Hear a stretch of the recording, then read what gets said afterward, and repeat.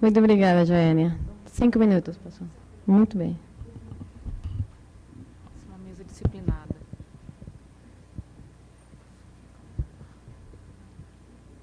Bom, boa tarde a todos e a todas. Queria agradecer o convite, agradecer a oportunidade de participar de uma mesa tão qualificada e de ter a função de ser a última a falar num dia em que muita coisa foi dita, muita coisa explorada, muitas questões importantes foram colocadas e, na verdade, eu não tenho a pretensão de acrescentar nada novo do que tem sido falado até então, mas de trazer uma reflexão, vou tomar assim como uma reflexão final. Eu sei que esse evento vai passar pelas oficinas, etc., mas uma reflexão final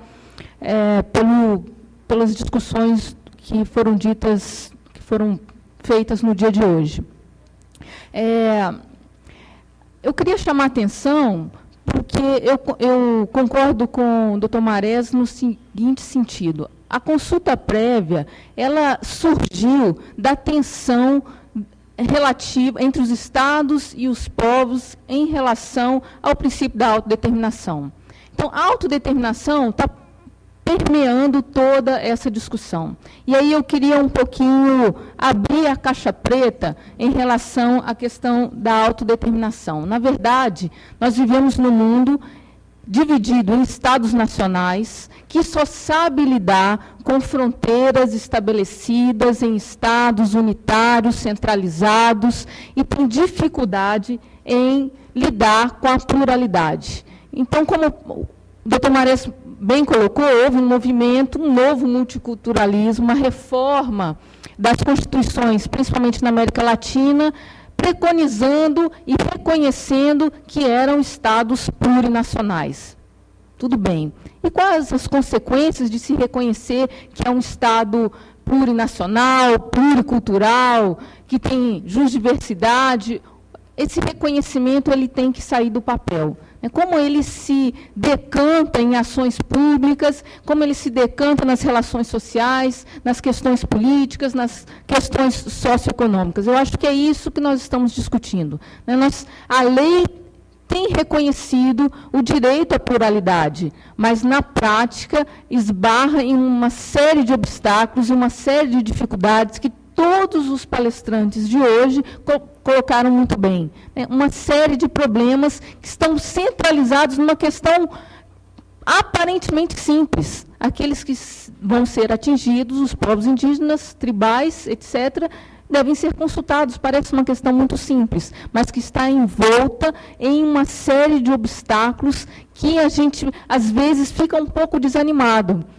Mas não é para desanimar, isso é histórico. Até tem uma pequena, quase que uma anedota, mas, na verdade, verdadeira, que, quando se deu o Congresso de Versalhes para se determinar o fim da Primeira Guerra Mundial e como seria, muito se disse sobre a autodeterminação dos povos, tinha os 14 pontos do presidente Woodrow Wilson, que vários deles tinham a ver com a autodeterminação dos povos, e várias delegações foram para o Congresso de Versalhes, lá com seus documentos, certos de que suas etnias seriam reconhecidas, com plebiscitos feitos, todos felizes, que, enfim, a autodeterminação dos povos ia ser reconhecida internacionalmente, e durante o Congresso foi dito, não, houve um mal-entendido, a autodeterminação das fronteiras já estabelecidas. Então, aqueles que eram colônias e estavam dentro de estados determinados teriam autodeterminação. Etnias dentro, nem pensar.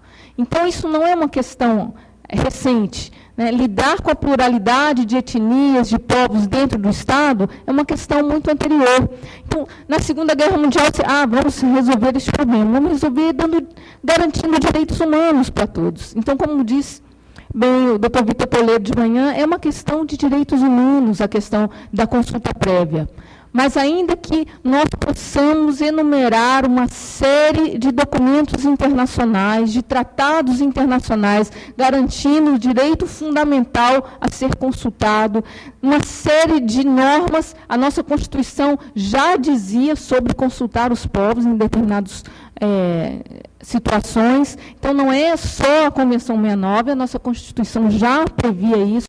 Apesar disso, nós ainda estamos discutindo a questão da consulta apropriada, né? Porque fazer somente audiência pública, notificação e outras formas, eu acho que é pacífico para todos, que não deve ser considerada como uma consulta prévia, como preconizada na Convenção 69.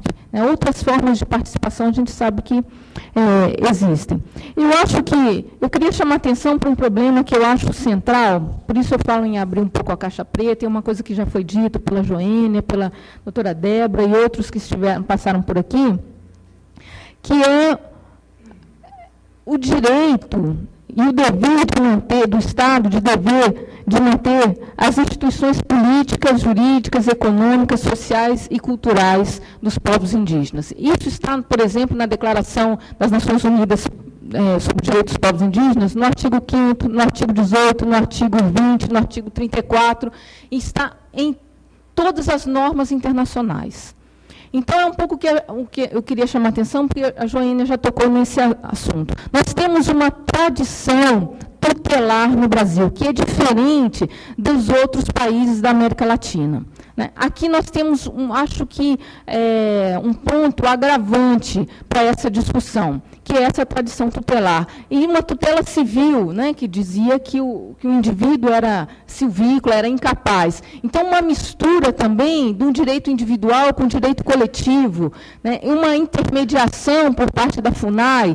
Então, o Estado brasileiro enfraqueceu, no meu ponto de vista, as formas tradicionais de tomada de decisão dentro dos povos indígenas. Enfraqueceu as formas tradicionais de autoridade, de poder dentro de cada uma das comunidades. Então, tradicionalmente, a forma como que se constituiu o Estado brasileiro e a relação do Estado com os povos indígenas enfraqueceu algo que é agora fundamental para que a consulta prévia tenha sucesso, que é conseguir reconhecer e dar às comunidades a chance de realmente dizer aquilo que elas querem. E aí eu volto ao ponto que a Joênia colocou muito bem. A gente tem o vício de olhar como algo atomizado, como algo único, né? Tem divergência dentro das comunidades, né? A gente olha assim, não, as grandes empresas querem fazer o empreendimento, os indígenas não querem que o empreendimento aconteça, pronto, como duas partes antagônicas em dois polos, bem simplista essa análise. Na verdade, dentro das comunidades há discussões, há diferenças, e aí vocês mesmos podem colocar isso muito bem como representantes aqui das suas comunidades. Há divergências, como podem haver medidas compensatórias, há aqueles que veem interessante algum ponto oferecido pelo Estado ou pela empresa, outros são absolutamente, radicalmente contra. Então, é preciso estar atenta a essa diversidade, para não correr o risco de, novamente, simplificarmos uma relação que é muito mais complexa. Então, eu acho que a gente continua repetindo essa tradição tutelar, né, de olhar para os povos indígenas como se eles fossem algo único, às vezes infantilizado, às vezes como uma solução única. Não, são organizações, instituições complexas, que têm suas formas de decisão, que têm suas formas legais, que têm suas formas de solução de controvérsias, que são tão diversas, eu ousaria dizer, quanto são os povos, né? A Joênia bem lembrou, mais de 200 povos, mais de 180 línguas, né? Como estar atento a essa diversidade? Como reduzir uma regulamentação, se for um caso de uma regulamentação da consulta prévia, reduzir a um procedimento único? Por isso, eu acho que o procedimento ele tem que ter uma flexibilidade para garantir que realmente essa consulta seja apropriada. Estar atenta a essa diversidade, fortalecer as formas tradicionais de tomada de decisão. A gente sabe que eu aproveito que a audiência vai saber melhor do que eu, a gente sabe que a participação nos movimentos indígenas, em algumas ONGs e até em representações dentro do Estado, ela é muito feita pelos jovens indígenas, que têm maior facilidade com a língua, que têm maior facilidade com o contato com a sociedade envolvente, que tem mais traquejo dentro do jogo político. Mas a gente sabe que, se a gente olhar para dentro da comunidade, a posição, o lugar de fala desse jovem é diferente dentro da comunidade. Então, como dizer que essas pessoas que estão participando dos órgãos, das ONGs, dos movimentos, são as pessoas que podem falar pelas suas comunidades? Por isso eu volto, até as perguntas hoje de manhã foram no ponto. Né? Tem que ir à aldeia, tem que saber quais são as formas tradicionais de decisão, tem que saber quem é a pessoa que pode falar por aquela comunidade, tem que levar em consideração que são muitas comunidades. Né? E aí o processo de alianças e de articulação entre os povos, entre as etnias, entre as aldeias, também é algo complicado, né? E que, às vezes, é importante para que se fortaleça a posição dos indígenas frente ao Estado, frente às empresas, ou quem quer que esteja do lado oposto, mas também complexifica o processo, né? Também, às vezes, não se coaduna as formas de decisão de uma etnia com a outra.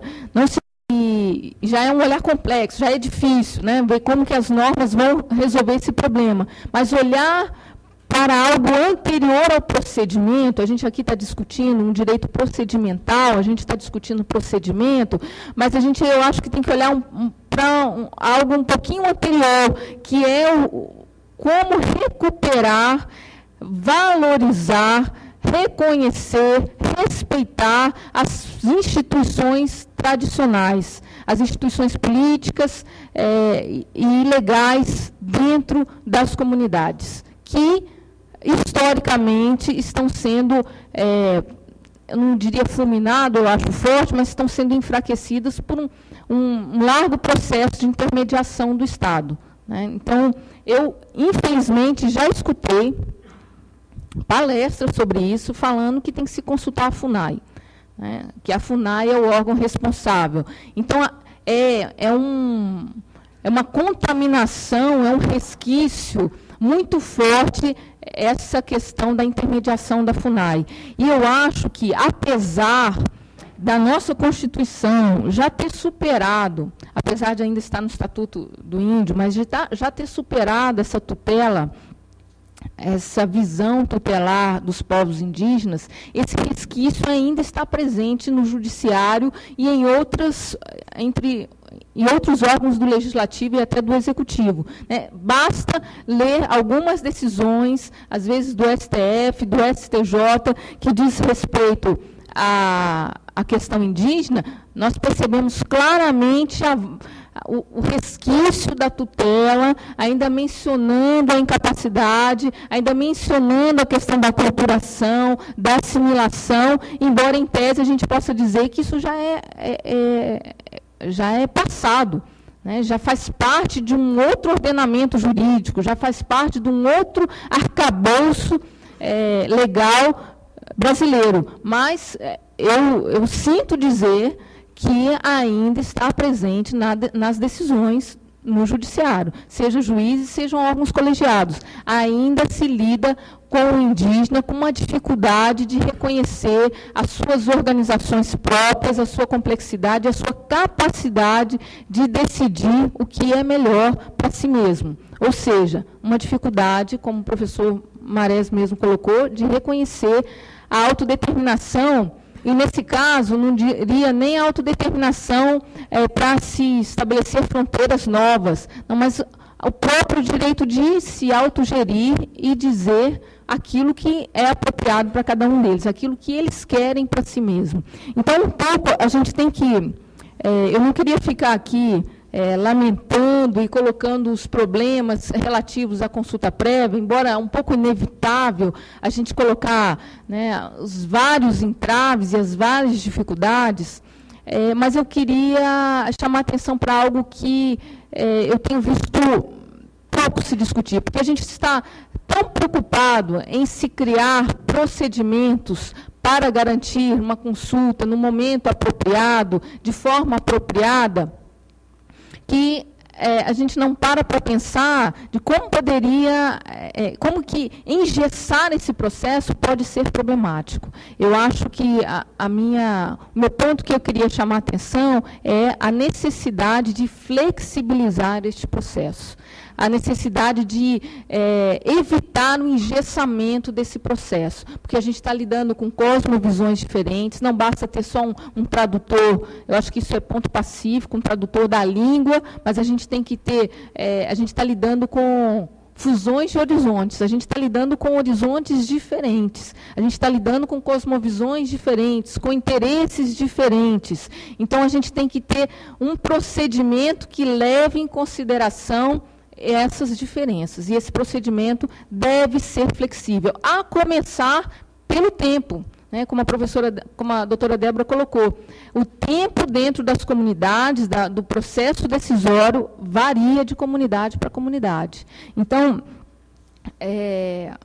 cada comunidade tem diferentes graus de autonomia, diferentes graus de relação com a sua sociedade envolvente, de manutenção das suas tradições, de relação com representações de ONGs, de movimentos indígenas. Então, tudo isso tem que ser levado em consideração na hora da gente pensar no tempo para que haja primeiro, um consenso dentro da comunidade, para depois esse consenso chegar na sua relação com o Estado. A gente tem que levar em consideração que algumas comunidades têm internet, por exemplo, e outras não, outras estão isoladas ou semi-isoladas. Então, tudo isso tem que ser levado em consideração no momento em que se regulamenta a consulta prévia.